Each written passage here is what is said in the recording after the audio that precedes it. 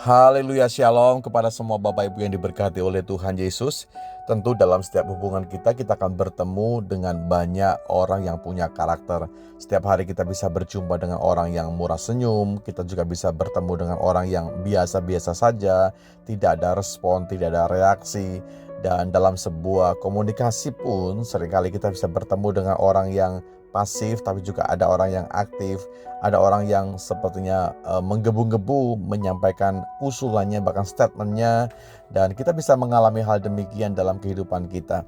Nah, dalam bagian ini kita akan belajar bagaimana sebuah sikap yang perlu kita kembangkan, yaitu sikap bagaimana kita bisa menerima orang lain, masukan orang lain, pemikiran dari orang lain, dan kita tentunya akan welcome dengan semuanya itu.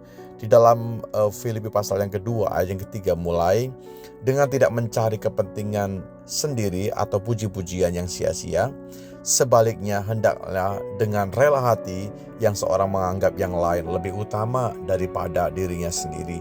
Dan janganlah tiap-tiap orang hanya memperhatikan kepentingannya sendiri, tetapi kepentingan orang lain juga. Sahabat-sahabat saya, sikap atau tindakan, sikap yang tidak mau mengalah adalah wujud bagaimana keegoisan kita. Orang yang tidak mau mengalah biasanya ingin selalu dirinya paling benar, dirinya paling tepat, dan apa yang menjadi gagasannya adalah yang paling tepat. Sulit sekali kita bisa menerima pemikiran dari orang lain, menerima masukan dari orang lain. Itu menandakan satu sikap kita yang ego, saudaraku. Akibatnya seringkali terjadi sebuah pertengkaran, perpecahan, bahkan hilangnya damai sejahtera Tuhan bagi setiap kita. Ya, ini hal-hal yang mungkin banyak sekali terjadi di sekitar kita. Mungkin berbeda masalahnya, tapi ujung-ujungnya adalah sebuah pertengkaran, perpecahan, permusuhan, kedengkian dan seterusnya. Disitulah iblis bekerja. Disitulah iblis menguasai hati orang-orang yang dapat dikontrolnya.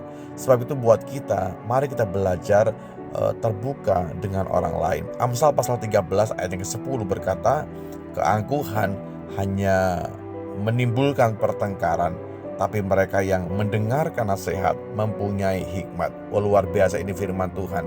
Bagaimana kalau kita angkuh, itu akan menimbulkan sebuah percekcokan, sebuah ketegangan, sebuah pertengkaran. Bukan hanya pribadi, tapi juga golongan, komunitas, bahkan juga yang lebih besar lagi adalah bangsa, saudaraku. Karena pemimpinnya dimulai dari siapa? Pemimpinnya. Ada keangkuhan, ada kesombongan, itu akan menimbulkan sebuah pertengkaran. Ini firman yang datang kepada kita supaya kita bisa belajar hari ini bersama-sama mawas diri kita, supaya kita belajar untuk mengalah, saudaraku. Mengalah bukan berarti kalah loh, bukan demikian. Tapi dalam beberapa case dalam hidup kita perlu mengalah. Ya, kita tidak perlu maksudnya kita tidak perlu memunculkan diri kita. Kita tidak perlu untuk sepertinya pendapat kita yang diterima oleh orang lain, pendapat orang lain juga salah. Bukan demikian. Saya lebih suka bagaimana kita bisa berkomunikasi dengan baik, merancangkan dengan baik, lalu kita bisa menyepakati juga dengan baik. Dalam bentuk apapun, dalam hubungan kita, sosial kita, rumah tangga kita juga demikian. Lalu hubungan-hubungan yang lebih besar, kerja sekalipun, itu dimulai dari kesepakatan bersama-sama. Tidak mudah, saya katakan tidak mudah. Tapi kalau kita mengedepankan bagaimana kerelaan hati kita mengedepankan kebersamaan, kita mengedepankan persahabatan dan persaudaraan, saya percaya tidak akan terjadi perpecahan. Ya, minim sekali perpecahan, sekalipun ada peluang, tapi kita bisa meredakannya dengan hati kita terkontrol dengan baik dalam hadirat Tuhan. Saya akan masih berbicara lebih lagi mengenai hal demikian, saudaraku. Kita akan jumpa lagi besok hari. Mari sama-sama kita berdoa. Terima kasih Bapakku dalam sorga buat hari ini. Terima kasih buat segala sesuatu yang bisa kami terima dari firman-Mu.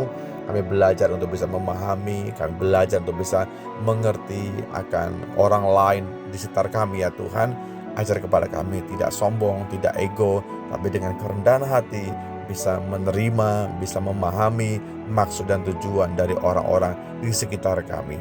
Roh Kudus tolong kami Tuhan, supaya hati kami tetap teduh di dalam hadirat-Mu, hati kami terkontrol baik dalam hadirat-Mu, sehingga ada sukacita dalam menjalani hari demi hari. Di dalam berkat nama Yesus Tuhan, kami berdoa dan bersyukur. Amin.